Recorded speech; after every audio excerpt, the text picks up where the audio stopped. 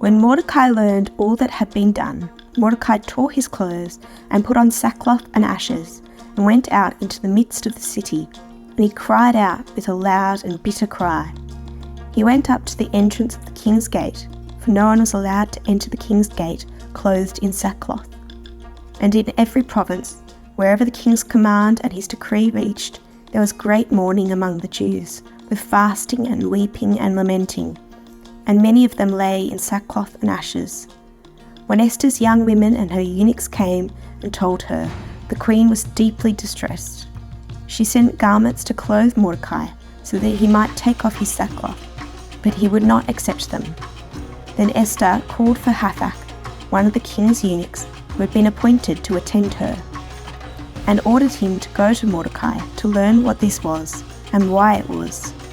Hathach went out to Mordecai in the open square of the city in front of the king's gate, and Mordecai told him all that had happened to him, and the exact sum of money that Haman had promised to pay into the king's treasuries for the destruction of the Jews.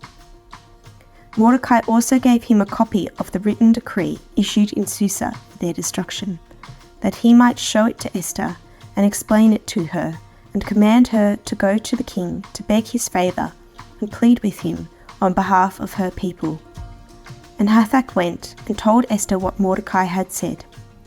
Then Esther spoke to Hathach and commanded him to go to Mordecai and say, all the king's servants and the people of the king's provinces know that any man or woman goes to the king inside the inner court without being called, there is but one law, to be put to death, except the one to whom the king holds out the golden scepter so that he may live.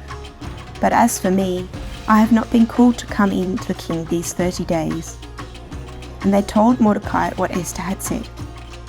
Then Mordecai told them to reply to Esther, do not think to yourself that in the king's palace you will escape any more than all the other Jews. For if you keep silent at this time, relief and deliverance will rise for the Jews from another place, but you and your father's house will perish. And who knows whether you have not come to the kingdom for such a time as this? Then Esther told them to reply to Mordecai, go, gather all the Jews to be found in Susa, and hold a fast on my behalf, and do not eat or drink for 3 days, night or day. I and my young women will also fast as you do. Then I will go to the king, though it is against the law, and if I perish, I perish.